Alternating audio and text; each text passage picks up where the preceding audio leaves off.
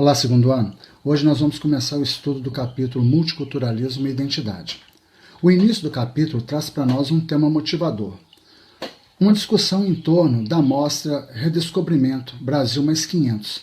Essa mostra foi promovida pelo Banco Itaú no ano 2000, quando se comemorava os 500 anos do descobrimento. Peças de povos originários do Brasil, povos já extintos e povos que ainda vivem no Brasil até hoje, foram trazidas de museus de várias partes do mundo para compor essa mostra. E uma dessas peças causou grande polêmica. Ela veio de um museu da Dinamarca.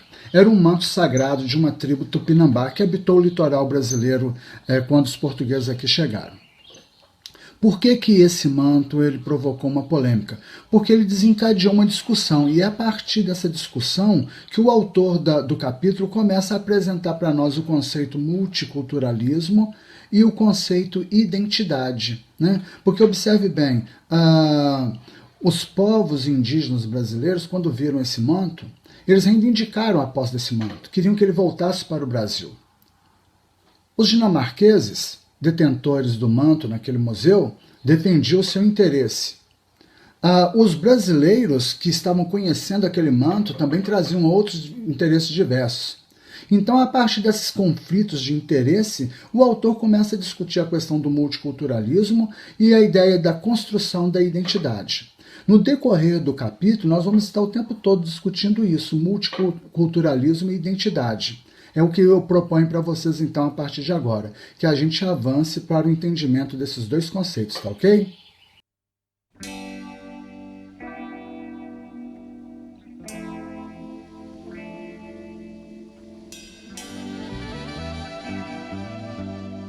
Ao analisarmos a polêmica gerada em torno do manto tupinambá, conforme apresentado nas primeiras páginas do livro didático, podemos perceber um diálogo entre identidade e cultura. Três aspectos referentes à cultura nos chamam a atenção nesse debate. O primeiro, a cultura representa um repertório simbólico de significados compartilhados por um grupo.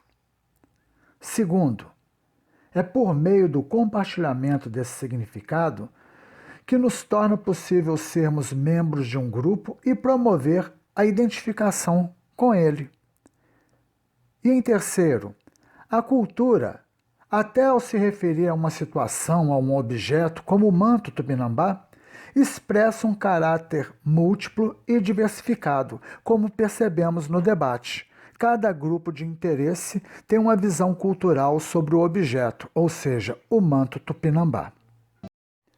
A respeito da formação da identidade, é importante frisar que, desde o princípio, a sociologia busca entender o processo pelo qual se dá a formação da individualidade. É em torno da individualidade que se desenvolve a subjetividade e a consciência dos indivíduos. Muitos autores analisam a relação entre indivíduo e sociedade como de oposição. Émile Durkheim afirma que a sociedade é aquilo que está fora do indivíduo. Para Max Weber, a sociedade é constituída de indivíduos, por meio dos quais a sociedade se torna inteligível. Entretanto, para muitos autores, se tornou necessário estudar indivíduo e sociedade como dois lados de uma moeda, ou seja, por um implicar necessariamente no outro. Para Gardner e Lacan, o processo de individualização do sujeito se inicia muito cedo. Lacan afirma que antes de aprendermos a falar eu, já reconhecemos nossa imagem no espelho. Gardner aponta que a cultura fornece os elementos que estruturam o desenvolvimento da nossa personalidade, fazendo com que, apesar das características individuais, cada grupo apresente certo padrão de personalidade, que se expressa em diferentes manifestações da vida cotidiana. Apesar de terem uma visão diferente sobre a relação do indivíduo com a sociedade, todos esses estudiosos reconhecem a íntima relação entre cultura e individualidade, compreendendo que são processos complementares que permitem o desenvolvimento da subjetividade e da alteridade. Subjetividade deve ser entendida como aquilo que nos distingue do outro, e alteridade, aquilo que distingue o outro de nós. A consciência de perceber que o outro existe como um ser autônomo e independente nos permite perceber a nossa individualidade e reconhecer a individualidade do outro, além de nos levar a estabelecer relações entre um e outro. Ao construir estas relações, criamos a cultura, um universo que é, ao mesmo tempo, exterior a nós e nos inclui.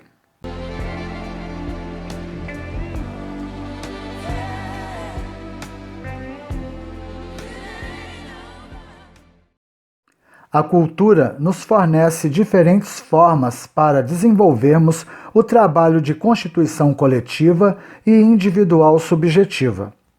Uma dessas ferramentas é a linguagem, que nos ajuda a dar forma às nossas ideias e compartilhá-las com os demais.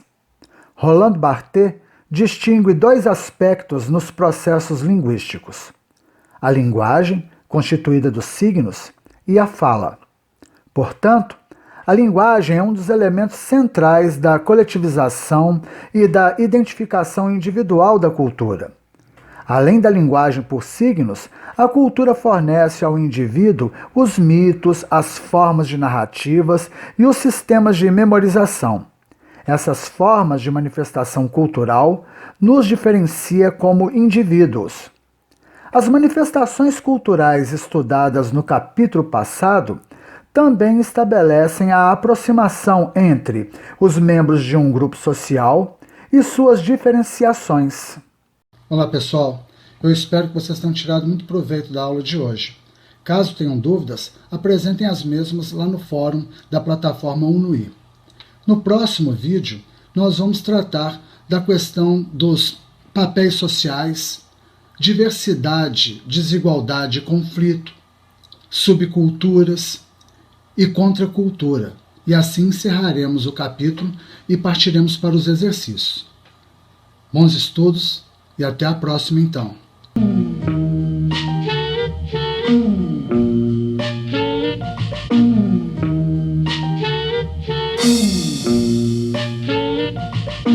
Enxugando gelo, sua realidade se cura por um fiapo de cabelo. Apego pelo tempo, melhor não tê-lo. Segurá-lo, não quero nem a como contê-lo. No último capítulo vimos que nosso herói encontrava-se em maus lençóis, no momento crucial em que teve sua piada mensal fatiada, ao realizar a manobra arriscada de manter ao mesmo tempo comida no prato, iluminação, água pro banho, bom nível de formação e temperamento intacto. A seu favor ele conta com sua quase total imunidade espiritual, corpo e humor à prova de contas, além de uma dose generosa de honestidade, fazendo o diferencial. Contra ele, criadores comedores de cabeça, agiotas ultramagnéticos, além de outras aves de rapina menos cotadas, de butuca em cada esquina.